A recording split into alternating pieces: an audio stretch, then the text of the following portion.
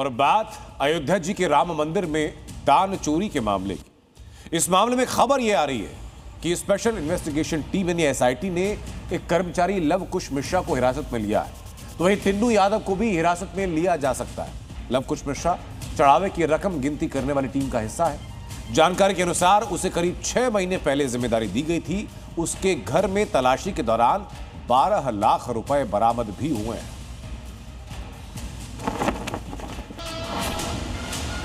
दूध का दूध और पानी का पानी होगा। अगर कोई अपराधी है बचेगा नहीं, यह सुनिश्चित है। राम मंदिर में चढ़ावा चोरी के आरोपों की जांच के लिए बनी एसआईटी का आज 7वां दिन है और जांच के दायरे में एक एक कर नए नाम जुड़ते जा रहे हैं। जांच के दायरे में आया सबसे नया नाम है लव कुश मिश्रा। लव कुश मिश्रा को एसआईटी ने अपनी हिरासत में ले लिया है। ये राम मंदिर में चढ़ावे के पैसे गिनने वाले कर्मचारियों में से एक हैं। 6 महीने पहले ही ये एक प्राइवेट एजेंसी के जरिए मंदिर में काम पर लगा था। इस शख्स की सैलरी मात्र 18 से 20 हजार रुपए प्रति माह थी, लेकिन जांच के दौरान लव कुश मिश्रा के घर से 12 लाख रुपए बरामद हुए हैं। माना जा रहा है कि जांच कर रही टीम टिन्नू यादव को भी हिरासत में ले सकती है। बुधवार को टिन्नू यादव से एसआईटी ने लंबी पूछताछ की थी। इसी दौरान टिन्नू यादव ने अनिल मिश्रा का नाम लिया था। इतना ही नहीं, टिन्नू ने 3 काउंटिंग इंचार्ज का भी जिक्र किया। एसआईटी जांच के बाद टिन्नू यादव की पत्नी मीडिया के सामने आई और दावा किया कि उनके पति को फंसाया जा रहा है। मेरा आधार है फंसाने की साजिश, ऐसा कुछ भी नहीं है। कोई ठोस सबूत है किसी के पास? खाली बदनाम करना जा रहा है और ऐसा कुछ भी नहीं है। बताया जा रहा 50 कमरा है, हॉस्टल है, होटल है, लग्जरी गाड़ी, ऐसा कुछ भी नहीं है। सूत्रों के मुताबिक जांच में बैंक की लापरवाही की बात भी सामने आई है। इस बात का जिक्र राम मंदिर निर्माण समिति के अध्यक्ष नृपेंद्र मिश्रा भी कर चुके हैं। आउट एंड क्लियर संदेश है, तो जो एसआईटी होगी वह निश्चित रूप से बैंक ने किस प्रकार अपने कर्तव्य निभाए हैं उनको भी देखेगी। तो मैं ये कह रहा था कि हाँ, यह बात सही है कि कुछ जो कर्मचारी जुड़े हुए हैं उनके प्रति एक तरीके से लोगों की गंभीर आशंका है। तमाम सवालों के बीच योगी ने राम भक्तों को भरोसा दिया कि दोषी चाहे कोई भी हो बचेगा नहीं। अयोध्या के बारे में जो समाचार पत्रों में सुनने को मिला, हम लोगों ने ट्रस्ट के अनुरोध पर एसआईटी जांच बिठाई है और मैं उन्हें इस बात के लिए कह सकता हूं कि एसआईटी जांच दूध का दूध और पानी का पानी करके रहेगी, उसमें कोई संदेह नहीं। अगर कोई अपराधी है और कोई भी होगा बचेगा नहीं, यह सुनिश्चित है। जब ये आरोप कुछ और जगह से भी आने लगे तो फिर हमने इसको बहुत गंभीरता से लिया और तुरंत हमारे न्यास ने उत्तर प्रदेश सरकार को पत्र लिखा कि इस पर एसआईटी की जांच करें और हम धन्यवाद देते हैं उत्तर प्रदेश सरकार को। उन्होंने हमारी मांग को माना। सबसे बड़ी बात, 15 दिन का समय दिया है उन्होंने। मुझे लगता है बहुत जल्दी रिपोर्ट आने वाली। माननीय मुख्यमंत्री जी ने जो बात कही है बहुत सही बात कही है। ट्रस्ट के अनुरोध पर एसआईटी का गठन हुआ है, जांच चल रही है। धैर्य रखिए, कुछ दिनों का समय दीजिए, अपने आप दूध का दूध पानी का पानी अलग हो जाएगा। कौन झूठा है, कौन सच्चा है, कौन चोर है, कौन बेईमान है। बड़ा सवाल ये है कि राम मंदिर में चढ़ाए जाने वाले चंदे का हिस्सा कहां कहां तक पहुंचता था। क्या सिर्फ पैसों की गिनती में शामिल लोग ही इसके लिए जिम्मेदार हैं या फिर इस चोरी में और भी कई नामों का सामने आना अभी बाकी है। राम भक्तों को तमाम सवालों का इंतजार रहेगा। ब्यूरो रिपोर्ट, जी मीडिया। अयोध्या के राम मंदिर के बाद काशी की गंज शहीदा मस्जिद की खबर। करीब 992 साल पुरानी इस मस्जिद को नोटिस के जरिए जो दिया गया उसका टाइम आज खत्म हो गया। अब रेलवे बुलडोजर एक्शन की तैयारी में, लेकिन मस्जिद कमेटी और मौलाना इसी पर भड़के हैं, कयामत की बात कर रहे हैं। ये भड़के क्यों हैं? नोटिस की मियाद खत्म होने के बाद ये क्या हंगामा है, दिखाते हैं आपको।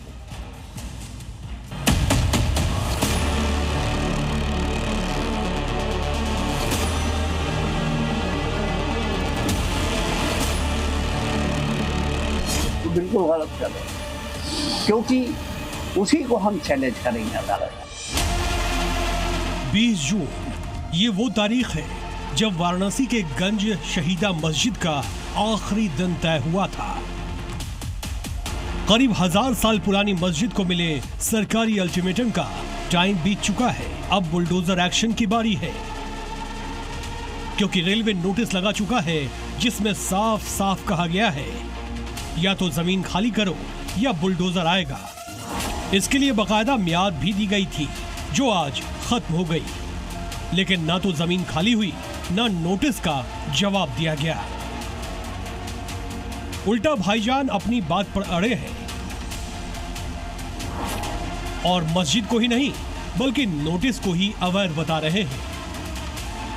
रेलवे के इतिहास पर ही सवाल उठा रहे हैं और तो और कयामत की धमकी तक दे रहे हैं। रेलवे कितने दिन पहले हिंदुस्तान में आई है? उससे पहले हमारे पुरखे नमाज पढ़ाते थे, हमारे दादा परदादा। किसने कहा रेलवे की जमीन पर?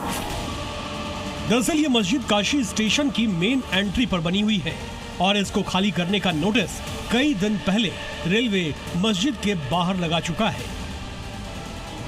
वाराणसी के काशी स्टेशन के ठीक सामने 900 साल पुरानी गंज शाहिदा मस्जिद, जिसको लेकर रेलवे ने नोटिस जारी की।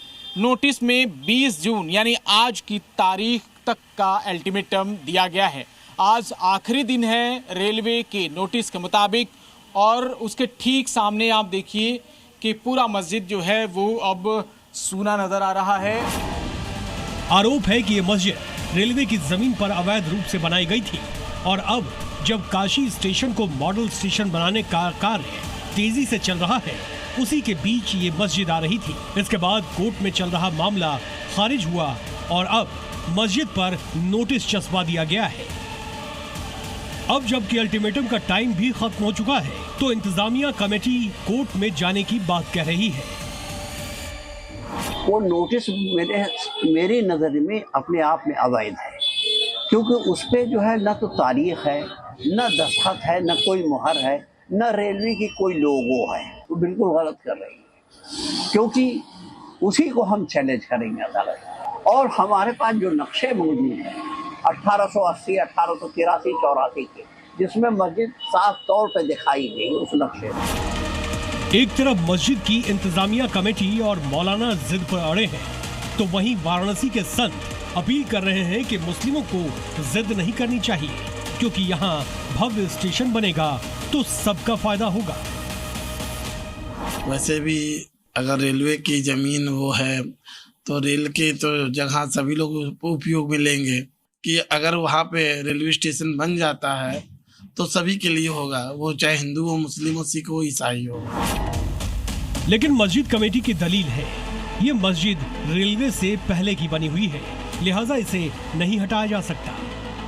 अब देखना होगा कि इन दावों और दलीलों का रेलवे पर कितना असर होता है। गंज शहीदा मस्जिद कब तक अपनी जगह पर टिकी रहती है। वाराणसी से जयपाल के साथ ब्यूरो रिपोर्ट, जी मीडिया। एक तरफ काशी में 1000 साल पुरानी मस्जिद पर बुलडोजर एक्शन तय है, तो वहीं उत्तर प्रदेश के 2 शहरों में मुस्लिम समुदाय के लोगों ने खुद ही मस्जिद तोड़वाई। दरअसल बागपत में एक मुस्लिम युवक की शिकायत पर अवैध मस्जिद ध्वस्त हो गई, तो रामपुर में अवैध मस्जिद को लेकर नोटिस और बुलडोजर के डर से लोगों ने खुद उस अवैध हिस्से को ढहा दिया।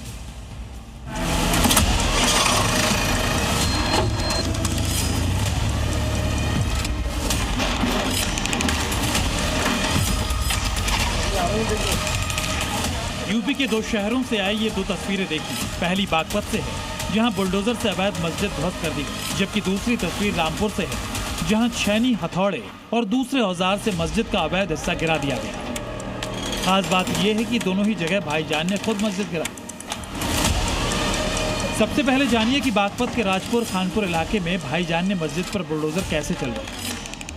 आखिर क्यों 50 साल पुरानी इस मस्जिद को भाईजान के कहने पर जमींदोज किया गया। दरअसल जिस जगह पर बुलडोजर कार्रवाई हो रही है वहां करीब 50 साल से मस्जिद बनी हुई थी, मगर ये मस्जिद तालाब की जमीन पर बनाई गई थी, जिसकी शिकायत गांव के ही मुस्लिम युवक गुलसेर ने प्रशासन से की। जब लोकल लेवल पर एक्शन नहीं हुआ तो गुलसेर ने हाईकोर्ट में अपील की। फिर क्या था, हाईकोर्ट ने कार्रवाई के निर्देश दिए, जिसके बाद राजस्व विभाग ने पुलिस प्रशासन के साथ मिलकर बुलडोजर से अवैध मस्जिद को गिरा दिया।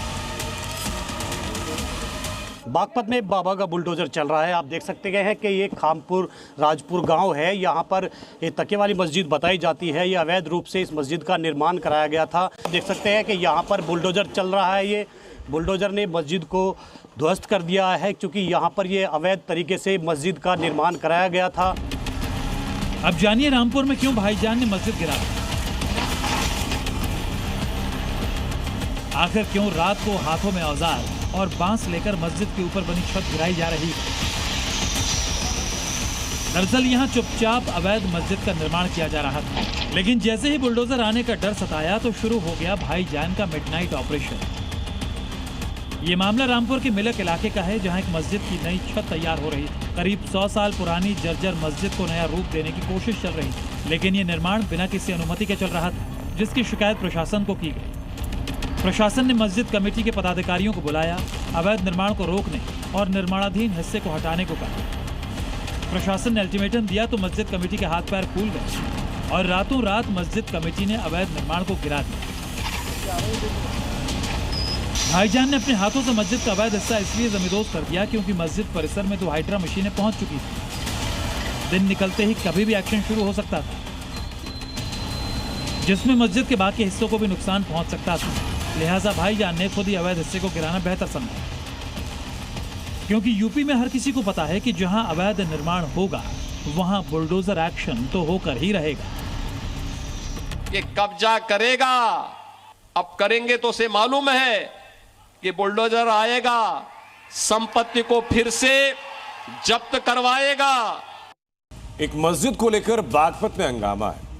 यहां हिंदू इलाके में जो मस्जिद है उसमें आने वाले नमाजियों पर हिंदू महिलाओं से छेड़खानी और इलाके के लोगों को परेशान करने का आरोप लगा। यह आरोप लगा, इसके बाद लोग धरने पर बैठ गए, घरों को बेचने का ऐलान कर दिया और मस्जिद गिराने की अपील भी कर दी।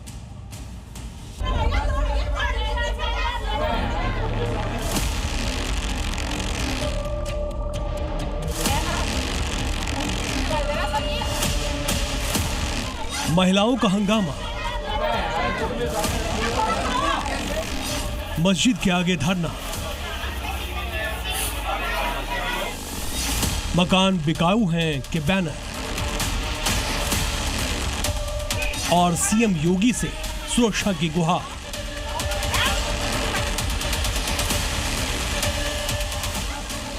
ये बागपत जिले के बड़ौद शहर में कमला नगर इलाके की तस्वीरें हैं, जहां कुछ दिनों से हंगामा मचा हुआ है। इस हंगामे की वजह है ये मस्जिद, जो हिंदू इलाके में बनी है और हिंदुओं का आरोप है कि इस मस्जिद में आने वाले नमाजी उनके साथ बदतमीजी करते हैं, महिलाओं, पुरुषों और बच्चों तक को परेशान करते हैं, उनके घरों पर हमला करते हैं।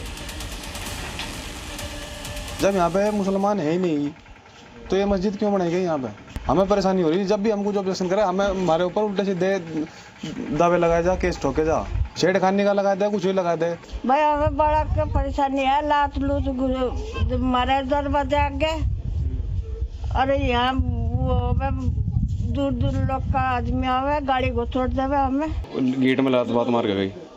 बाहर के लड़के थे, यहाँ के तो थे नहीं कोई। पहले भी कई बार इसमें बहुत बार झगड़ा हो लिया। बच्ची कुछ ना कुछ कार्रवाई तो होनी चाहिए, मतलब ऐसी बदतमीजी ना हो। मामला इतना बढ़ गया कि कमला नगर की महिलाएं और पुरुष मस्जिद के सामने धरने पर बैठ गए, सीएम योगी से सुरक्षा की गुहार लगाने लगे। इतना ही नहीं, लोगों ने तो अपने दरवाजों पर मकान बिकाऊ है के पोस्टर भी लगा दिए।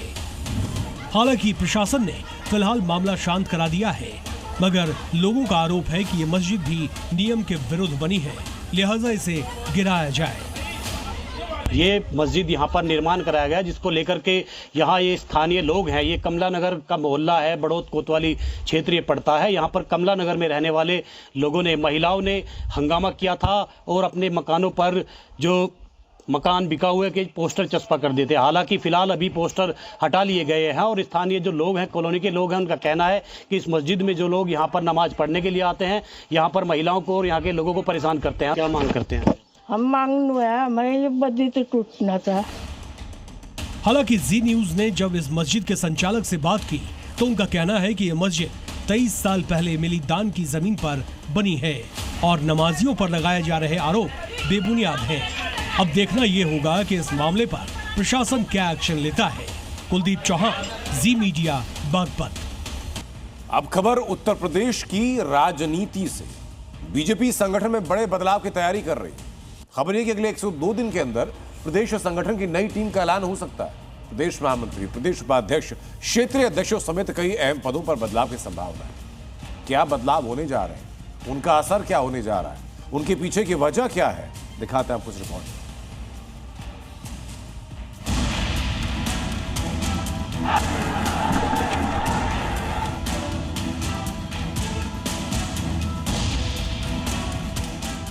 उत्तर प्रदेश में 2027 की चुनावी बिसात लगभग बीत चुकी है। बीजेपी ने हर मोर्चे पर अपनी तैयारी भी शुरू कर दी है और इस कड़ी में सबसे खास है बीजेपी के वो चेहरे जिन पर सीएम योगी की हैट्रिक बनाने की जिम्मेदारी होगी, यानी वो सेना जो योगी आदित्यनाथ को तीसरी बार यूपी की सत्ता के सिंहासन तक पहुंचाएगी। जी मीडिया के पास यूपी बीजेपी की नई टीम की पूरी डिटेल मौजूद है। सूत्रों के मुताबिक इस बार सूबे में 7 की जगह 6 महामंत्री होंगे। 6 महामंत्रियों में से 5 नए चेहरे हो सकते हैं। 18 उपाध्यक्षों में से 10 नए चेहरे संभव हैं। साथ ही सभी 6 क्षेत्रीय अध्यक्ष बदले जाएंगे और 10 साल पुराने पदाधिकारी हटाए जाएंगे। उत्तर प्रदेश में बीजेपी की नई टीम तैयार हो चुकी है। माना जा रहा है कि अगले 2 से 3 दिन में इस टीम की घोषणा हो जाएगी। बीजेपी की टीम में इस बार बड़े बदलाव होंगे। इसके साथ साथ महामंत्री के जो पद हैं उनमें भी कटौती होगी। महिलाओं का प्रतिनिधित्व रहेगा। इसके साथ साथ क्षेत्रीय अध्यक्षों के बदलाव देखने को मिलेंगे। खबर है कि यूपी बीजेपी के प्रदेश अध्यक्ष पंकज चौधरी के साथ दिल्ली में मैराथन मंथन के बाद नई टीम पर सहमति बन गई है और अब अगले 2 दिन में कभी भी नई कार्यकारिणी का ऐलान हो सकता है। नई टीम में सभी वर्गों की भागीदारी का फॉर्मूला तैयार किया गया है। खासतौर से ओबीसी और दलितों को उचित भागीदारी देने पर सहमति बनी है। मौजूदा कार्यकारिणी में पूर्वांचल से कई पदाधिकारी मौजूद हैं। नई कार्यकारिणी में पश्चिम की ज्यादा भागीदारी हो सकती है। फिलहाल टीम फाइनल हो चुकी है और ये माना जा रहा है कि अगले 2 से 3 दिन में अब इस टीम की घोषणा हो जाएगी। चूंकि काफी लंबे समय से ये सूची रुकी हुई थी, लेकिन पंकज चौधरी के दिल्ली दौरे के बाद अब इस टीम पर मोहर लग गई है और अगले 2 से 3 दिन में ये सूची जारी हो जाएगी। इसके अलावा क्षेत्रीय अध्यक्षों की ताजपोशी को लेकर भी पार्टी ने कई पहलुओं को खंगाला है। पश्चिम, ब्रज और कानपुर बुंदेलखंड क्षेत्र में जातीय समीकरण बदलने की तैयारी है, जबकि अवध, गोरखपुर और काशी क्षेत्र में जातीय समीकरण। एक बड़ी तैयारी कल होने वाले नीट यूजी 2026 के री एग्जाम को लेकर भी है। लेकिन इस बार सिर्फ छात्र नहीं, पूरा सिस्टम तैयारी कर रहा है। पिछली बार जो पेपर लीक हुआ, सुरक्षा पर सवाल उठे, उसके बाद एनटीए और प्रशासन का दावा कि चूक की गुंजाइश नहीं है। हालांकि दावा यह भी है कि छात्रों के जो एग्जाम सेंटर लगे वो सैकड़ों किलोमीटर दूर लगे। छात्र उससे परेशान भी हो रहे हैं। लेकिन यह भी ठीक है कि परीक्षा से ठीक पहले आज देश भर के सैकड़ों केंद्रों पर मॉक ड्रिल कराई गई।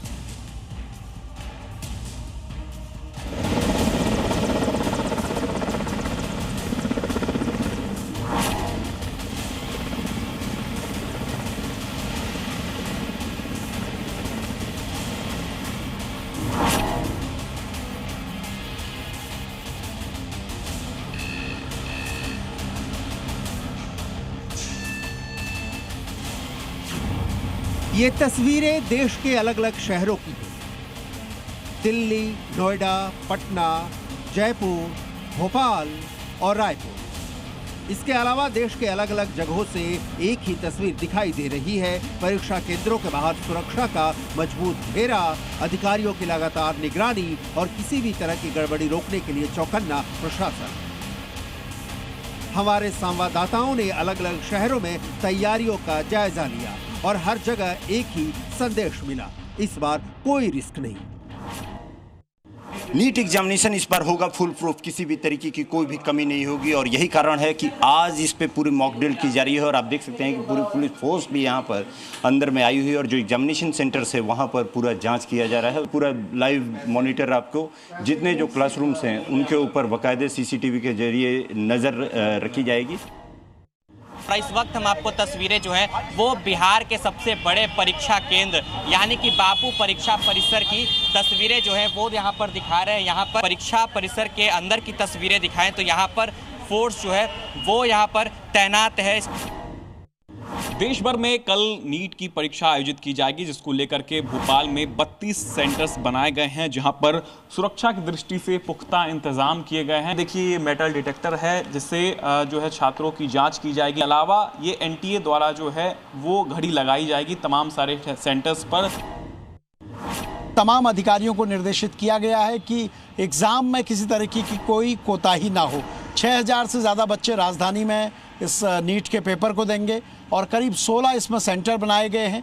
4 यहाँ पर जोनल जो मजिस्ट्रेट हैं उनकी तैनाती की गई है और 16 सेक्टर मजिस्ट्रेट की तैनाती की गई। कल होने वाली इस परीक्षा में 22,79,000 से ज़्यादा अभ्यर्थी शामिल होंगे। भारत के 551 और विदेश के 14 केंद्रों पर परीक्षा आयोजित की जाएगी। निगरानी के लिए 674 सिटी कोऑर्डिनेटर, 6,669 ऑब्जर्वर और 2 लाख से ज्यादा कर्मचारियों की तैनाती की गई है। हर केंद्र सीसीटीवी की निगरानी में रहेगा और अभ्यर्थियों की पहचान आधार आधारित बायोमेट्रिक वेरिफिकेशन से होगी। छात्रों को सेंटर्स में एंट्री से पहले कई वेरिफिकेशन से गुजरना होगा। इसमें सबसे पहले एडमिट कार्ड, फोटो आईडी और स्टूडेंट्स की पहचान का मिलान होगा। अगर यहाँ सब ठीक मिला तभी उन्हें आगे बढ़ने की परमिशन मिलेगी। दूसरे लेवल पर आधार बेस्ड वेरिफिकेशन होगा, फोटो का मिलान होगा और परीक्षा के दौरान भी डिजिटल निगरानी जारी रहेगी। इतना ही नहीं, छात्रों के लिए नियम भी साफ हैं। अगर आप परीक्षा देने जा रहे हैं तो अतिरिक्त जांच के लिए समय से पहले अपने सेंटर पहुंचे। हल्के रंग के कपड़े पहने, हाफ स्लीव्स टी-शर्ट या कुर्ता चुनिए। धार्मिक या पारंपरिक पहचान से जुड़े पगड़ी, हिजाब, सिंदूर और मंगलसूत्र पर रोक नहीं है, लेकिन सुरक्षा जांच जरूरी होगी। वहीं ऊंची हील, बड़े बकल वाली बेल्ट, भारी गहने और स्मार्ट वॉच जैसी चीजें परेशानी का कारण बन सकती हैं। री नीट का एग्जाम होना है और री नीट का एग्जाम इसी घड़ी के अकॉर्डिंग होगा, क्योंकि एनटीए यानी नेशनल टेस्टिंग एजेंसी ने अलग अलग सेंटर पर ऐसी घड़ी भेजी है और जब टाइम स्टार्ट होगा तो इसी घड़ी के हिसाब से एग्ज़ाम शुरू होगा और इसी घड़ी के हिसाब से, इसी घड़ी की सुई के हिसाब से एग्ज़ाम का टाइम ओवर होगा। हर क्लासरूम में ऐसी घड़ी लगाई जा रही है। प्रशासन तो पूरी तरह मुस्तैदी के साथ जांच कर रहा है, लेकिन सवाल अब भी कायम है कि परीक्षा कितनी सुरक्षित होगी। सवाल यह भी है कि क्या इस बार बच्चों का भरोसा वापस जीता जा सकेगा। ब्यूरो रिपोर्ट, जी मीडिया। अब खबर पश्चिम बंगाल से, जहां टीएमसी के घोटाले और करप्शन का कच्चा चिट्ठा पूरे देश को हैरान कर रहा है। बंगाल में किसी भी अपराधी का बच निकलना मुश्किल है। शुभेंदु राज में ममता सरकार के हर घोटालेबाज, वसूलीबाज और पत्थरबाज का हिसाब क्लियर हो रहा है। पश्चिम बंगाल की जनता भी नई सरकार के इस एक्शन में साथ दे रही है। शुभेंदु राज, घोटालेबाजों का इलाज। शुभेंदु राज, वसूलीबाजों का हिसाब। शुभेंदु राज, पत्थरबाज बीबी गिरफ्तार। दीदी की बोलबेन गिरफ्तार होलेन। पश्चिम बंगाल में सत्ता परिवर्तन के बाद शुभेंदु राज में जो सबसे पहला काम हो रहा है वो है अपराध और अपराधियों का हिसाब किताब। 15 साल तक सत्ता में रहकर टीएमसी के रंगदारों ने जो पाप किए थे उसका पूरा सेटलमेंट किया जा रहा है और जनता भी इसमें नई सरकार का पूरा साथ दे रही है।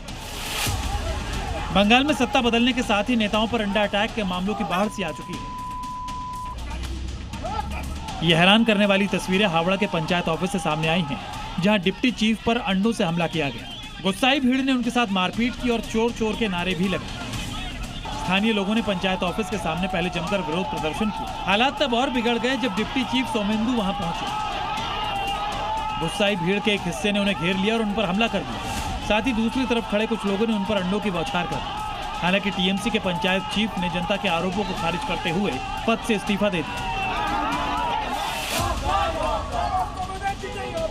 वहीं कोलकाता एयरपोर्ट पर भी अभिषेक बनर्जी पर अंडा अटैक की तैयारी थी, लेकिन बीजेपी के कार्यकर्ताओं को रोकने के बाद कोलकाता एयरपोर्ट पर हंगामा खड़ा हो गया। माहौल इतना बिगड़ा कि धक्का मुक्की और कपड़े फाड़ने तक की नौबत आ गई।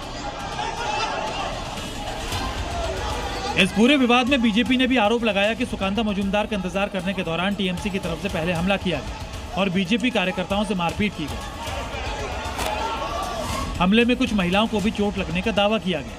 एग्जिट गेट के पास दोनों पक्षों के समर्थकों के बीच विवाद बढ़ने पर पुलिस को हस्तक्षेप करना पड़ा और पुलिस ने टीएमसी नेता देबाशीष बनर्जी को गिरफ्तार कर लिया। दूसरी तरफ सीआईडी और ईडी के फेर में फंसे टीएमसी नेताओं की मुश्किलें कम नहीं हो रही हैं। अम्फान चक्रवात के मुआवजा प्रोजेक्ट में करीब 56 करोड़ रुपए के भ्रष्टाचार का आरोप लगाते हुए डायमंड हार्बर लोकसभा क्षेत्र के बीजेपी उम्मीदवार अभिजीत दास ने पाल्टा थाने में लिखित शिकायत दर्ज कराई। अभिजीत दास ने टीएमसी सांसद अभिषेक बनर्जी के खिलाफ शिकायत दर्ज करवाई। साथ ही पुलिस कंप्लेंट में विधायक शंकर कुमार, जहांगीर खान का नाम भी शामिल है। अभिजीत दास का दावा है कि अम्फान के बाढ़ पीड़ितों के लिए आवंटित धन के वितरण में बड़े पैमाने पर अनियमितता हुई।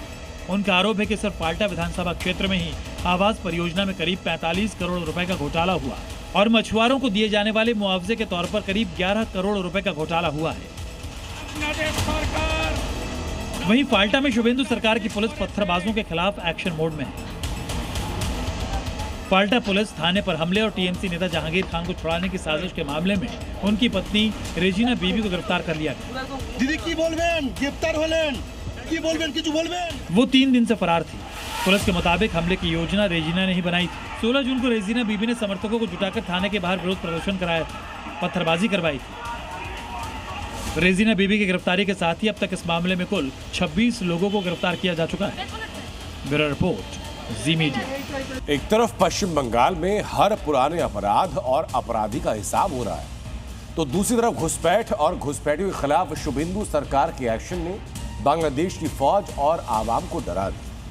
हालात ये कि बांग्लादेश की फौज बॉर्डर पर घूमकर जागते रहो का नारा लगा रही है, तो बंगाल के अंदर शुभेंदु सरकार चुन चुनकर एक एक घुसपैठियों को भेज रहे हैं।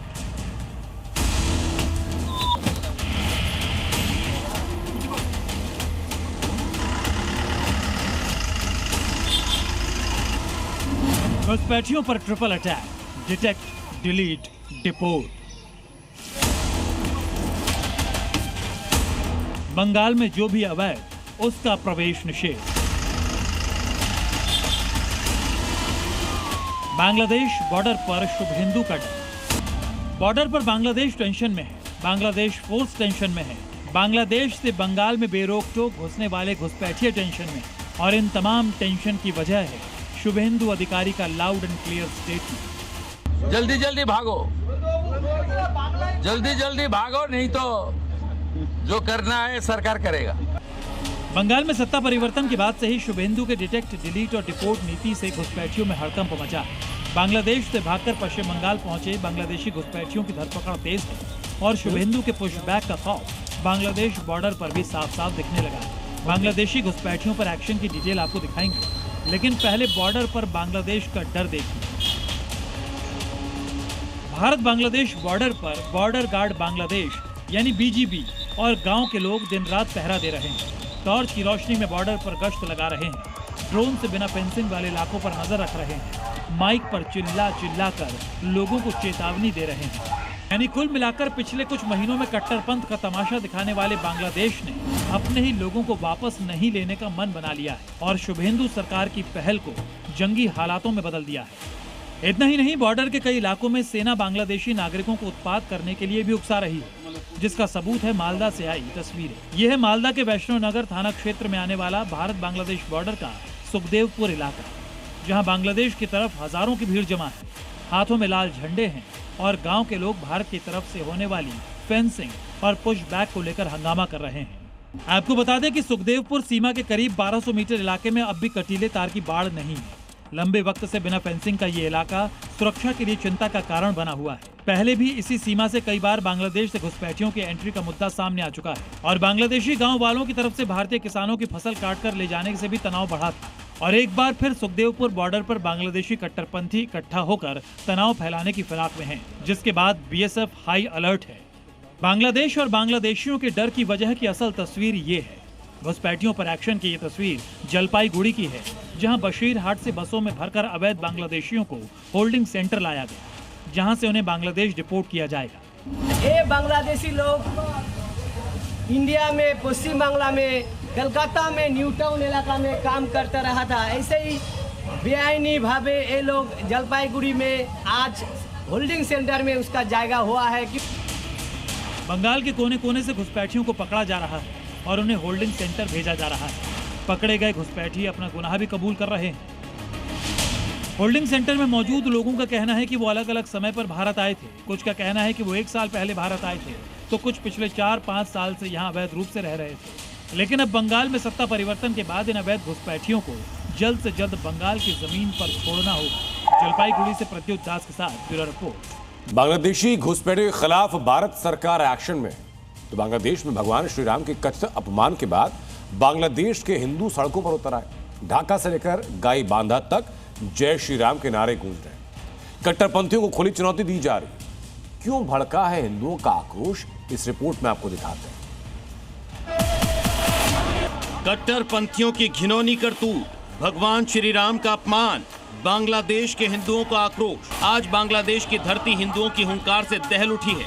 डर की बेड़ियां टूट चुकी हैं और हिंदू अपने अस्तित्व की रक्षा के लिए सड़कों पर उतर आया है।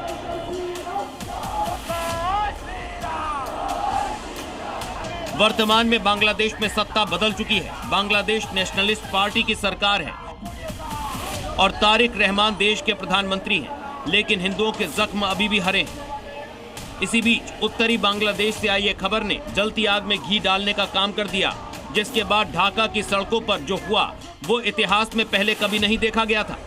गाई बांधा के पलाशबाड़ी में एक भव्य मंदिर परिसर का निर्माण हो रहा है। इस मंदिर की लागत करीब 15.6 करोड़ रुपए है। इस भव्य प्रोजेक्ट के तहत यहां भगवान श्री राम की 81 फीट ऊंची मूर्ति बनाने की योजना है। इसमें भगवान कृष्ण की 50 फुट और भगवान शिव की 30 फुट ऊंची भव्य मूर्तियां भी शामिल हैं। लेकिन इस मुस्लिम बहुल देश में कट्टरपंथी इस्लामवादियों को भगवान राम की 81 फीट ऊंची मूर्ति बर्दाश्त नहीं हुई। कट्टरपंथियों के एक गुट ने इस प्रोजेक्ट का हिंसक विरोध शुरू किया और गाई बांधा में प्रदर्शन के दौरान मर्यादा पुरुषोत्तम भगवान श्री राम की तस्वीर को कथित तौर पर फाड़ डाला, उसे भारी नुकसान पहुंचाया। अपने आराध्य के अपमान ने बांग्लादेश के 125 करोड़ से ज्यादा हिंदुओं के सब्र का बांध तोड़ दिया। जो हिंदू कल तक सहमा हुआ था, वो आज महाकाल का रूप धारण कर ढाका के दिल में घुस गया। जय श्री राम के गगनभेदी नारों से ढाका का आसमान गूंज उठा।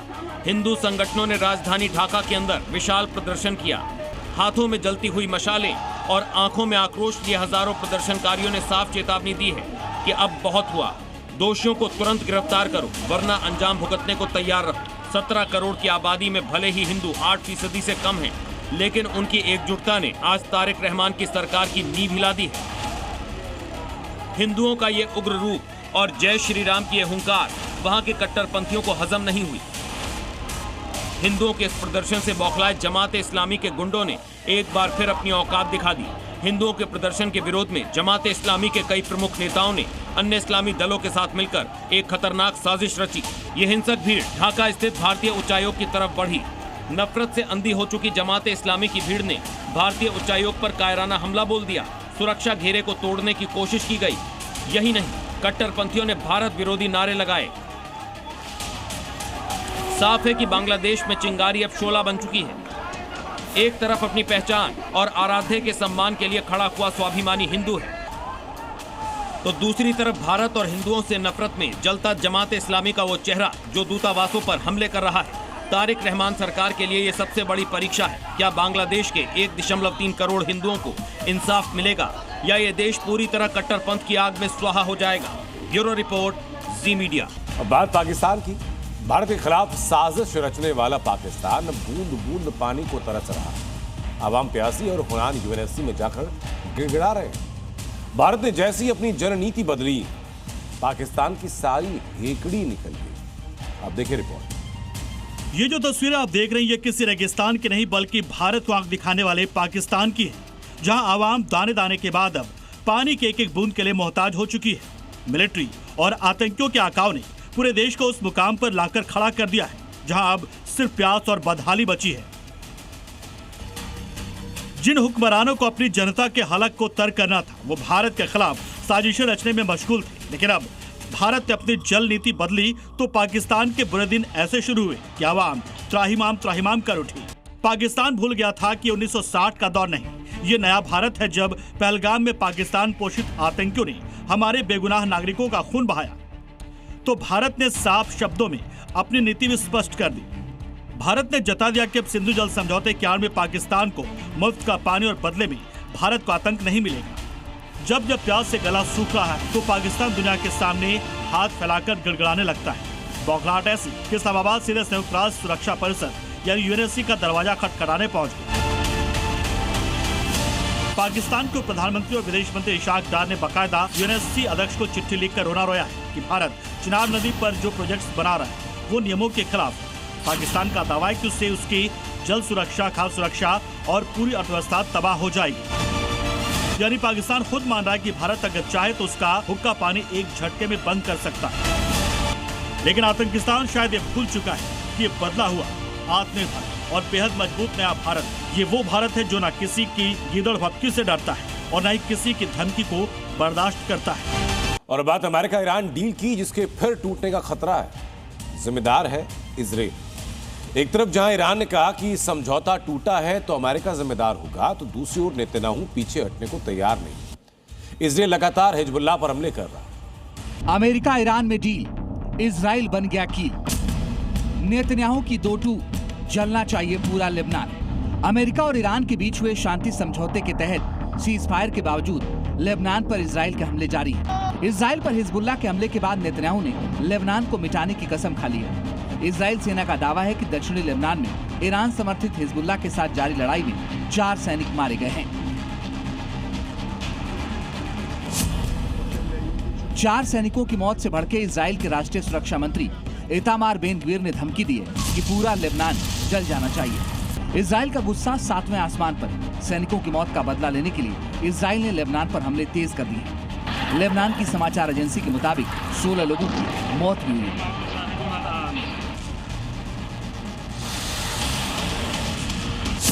इजराइल के राष्ट्रीय सुरक्षा मंत्री इतामार बेन ग्वीर ने कहा, अमेरिकियों का पूरा सम्मान करते हुए इजराइल को दुनिया भर में ये साफ कर देना चाहिए कि हमारे बेटों का खून और हमारे नागरिकों की सुरक्षा कोई मोलभाव की चीज नहीं। पूरा लेबनान जल जाना चाहिए। वहीं इजराइल के पीएम नेतन्याहू ने भी दो टूक कह दिया है। कहा कि इजरायली सेना दक्षिण लेबनान में बनी रहेगी। नेतन्याहू ने साफ शब्दों में कह दिया कि उनकी सेना लेबनान से हटने वाली नहीं है। दक्षिण लेबनान में सुरक्षा जोन बनाए रखना जरूरी है। जब तक सुरक्षा जरूरी है तब तक नहीं हटेंगे।